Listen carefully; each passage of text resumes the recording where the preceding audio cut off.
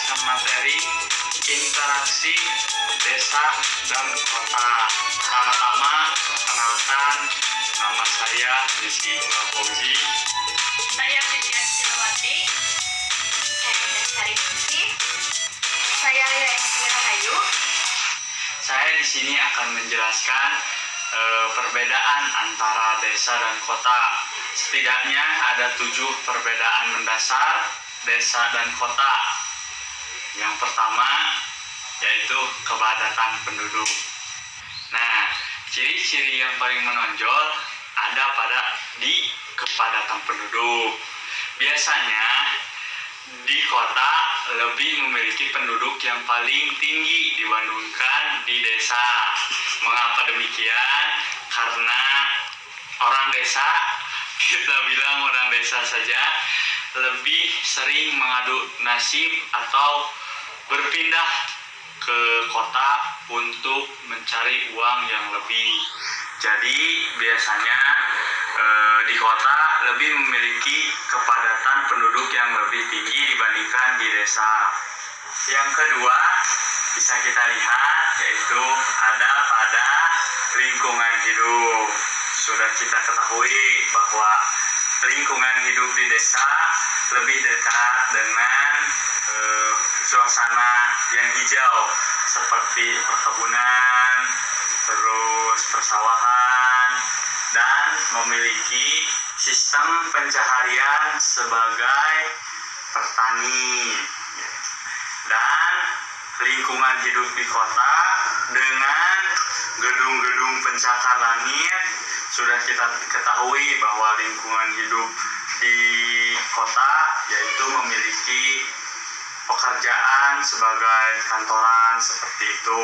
Dan juga lingkungan hidup di desa biasanya lebih baik dibandingkan lingkungan hidup di kota, karena di desa memiliki udara segar, tidak seperti di kota yang sudah dipengaruhi oleh asap-asap kendaraan. Yang ketiga yaitu sistem perekonomian. Sistem perekonomian di kota lebih baik daripada sistem perekonomian di desa. Mengapa demikian? Karena sistem perekonomian di kota dengan menyangkut pekerjaan-pekerjaan yang lebih mudah, karena ya industri di kota lebih baik dibandingkan industri yang ada di desa. Karena di desa hanyalah bekerja sebagai petani, peternakan, ya seperti itulah. Perekonomian di desa lebih banyak mengandalkan alam. Yang keempat yaitu stratifikasi sosial, di mana kondisi ini berdampak kepada mencoloknya perbedaan antara yang kaya dan yang miskin. Nomor 5 yaitu menyangkut perbedaan corak kehidupan, di mana corak tersebut yaitu berpengaruh masuknya globalisasi terhadap masyarakat. Nah, masyarakat di desa lebih sulit masuknya globalisasi atau tren-tren baru karena norma dan adat istiadat di desa yang sulit menerima tren-tren baru yang muncul. Namun di kota lebih banyak yang sudah mengikuti tren-tren seperti bergaya seperti layaknya orang luar, orang barat, dan kurangnya adat istiadat atau norma kehidupan. Nomor 6 yaitu perbedaan selanjutnya terdapat pada pola interaksi. Pola interaksi di kota biasanya memiliki sifat individualisme, sedangkan di desa biasanya berpola pikir berkerabat dengan masyarakat sekitar atau dengan tetangga. Nah, Perbedaan selanjutnya yaitu solidaritas sosial. Sama seperti pola interaksi yang sudah dijelaskan, solidaritas sosial yang ada pada di kota yaitu memiliki sifat individualisme, yaitu mementingkan dirinya sendiri. Berbeda dengan di masyarakat desa yang seringkali bergotong royong untuk tujuan bersama. Interaksi desa dan kota menimbulkan pengaruh tertentu pada setiap zona. Pengaruh pada setiap zona ini dipengaruhi oleh jarak zona ke pusat kota. Semakin jauh dari pusat kota, maka interaksinya semakin lemah.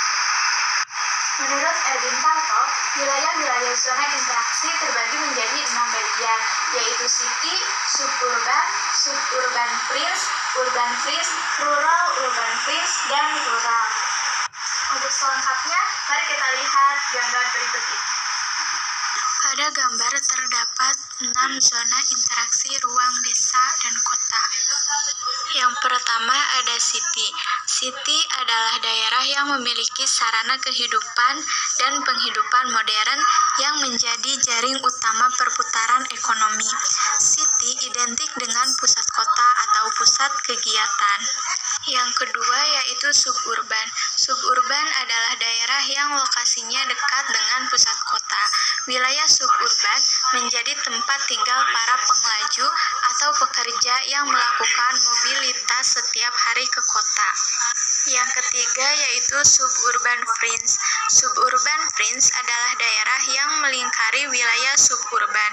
Wilayah ini merupakan daerah peralihan antara kota dengan desa. Yang keempat yaitu urban fringe. Urban fringe adalah daerah batas terluar suatu kota yang mempunyai sifat mirip dengan wilayah kota. Yang kelima yaitu rural urban fringe. Rural urban fringe adalah daerah yang terletak antara kota dengan desa yang ditandai dengan penggunaan lahan campuran antara sektor pertanian dan non-pertanian. Dan yang terakhir yaitu rural. Rural adalah daerah yang memiliki suasana kehidupan desa dan menitik beratkan pada sektor pertanian atau kehidupan agraris. Nah, di sini saya akan memperjelas interaksi desa dan kota. Kota dan desa merupakan wilayah. Interaksi desa dan kota merupakan hubungan timbal balik di mana di dalamnya terjadi hubungan yang saling mempengaruhi sehingga menimbulkan penampakan dan pengetahuan baru. Interaksi desa dan kota juga memiliki 3 prinsip pokok sebagai berikut. Yang pertama yaitu hubungan timbal balik antara dua wilayah atau lebih. Yang kedua yaitu hubungan timbal balik yang mengakibatkan proses pergerakan, di antaranya pergerakan informasi, pergerakan manusia, dan pergerakan materi. Yang terakhir yaitu hubungan timbal balik yang menimbulkan penampakan dan permasalahan baru, baik itu bersifat positif maupun negatif. Selain itu, ada manfaat di balik interaksi desa dan kota. Manfaatnya diantaranya sebagai berikut. Manfaat interaksi desa dan kota. 1. Meningkatkan hubungan sosial ekonomi antara penduduk dan kota, di mana berkat hubungan ini akan terjadi kerjasama dan saling memenuhi kebutuhan penduduk desa maupun kota. 2. Pengetahuan penduduk desa meningkat karena di perkotaan sudah identik dengan teknologi modern. 3. Dapat menumbuhkan heterogenitas mata pencaharian penduduk desa, di mana penduduk desa yang awalnya hanya bermata pencaharian itu saja, ketika menjalin hubungan dengan kota, maka ada inovasi baru yang muncul untuk mendirikan usaha atau sejenisnya. 4.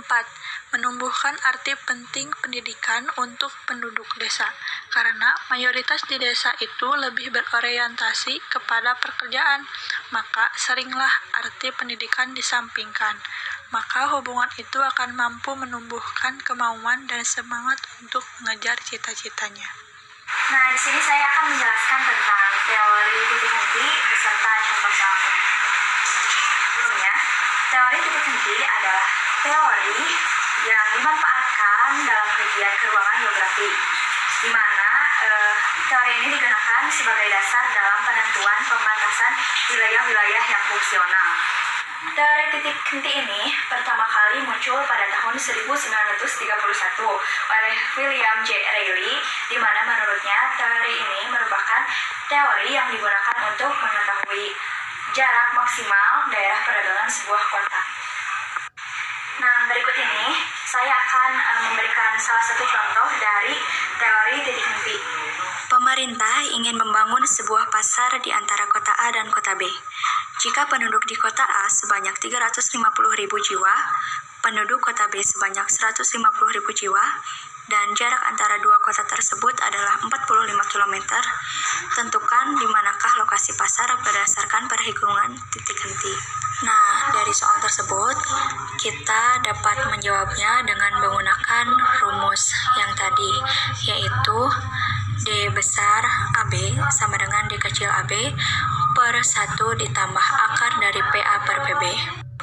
Nah, dari sana kita dapat mengetahui bahwa PA atau jumlah populasi A-nya itu yaitu sebanyak 350.000 jiwa, sedangkan PB-nya atau jumlah populasi B sebanyak 150.000 jiwa. Dan jarak antara dua kota tersebut atau D kecil AB adalah 45 km. Langsung saja tulis rumusnya.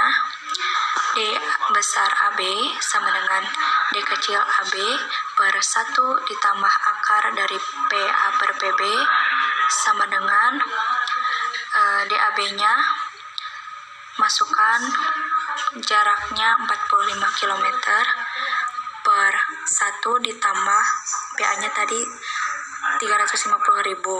Jadi akar dari 350.000 per PB yaitu 150.000. Sehingga dapat dituliskan DAB sama dengan 45 km per 1 ditambah dari akar 350.000 per 150.000 yaitu hasilnya 1,52. Sehingga DAB-nya sama dengan 45 km per 1 ditambah 1,52 sama dengan 2,52. Nah, dari sana hasilnya dapat diperoleh bahwa DAB itu sama dengan 17,86 km. Nah, dapat disimpulkan, jadi lokasi pasarnya berdasarkan perhitungan titik henti tersebut adalah 17,86 km dari kota A.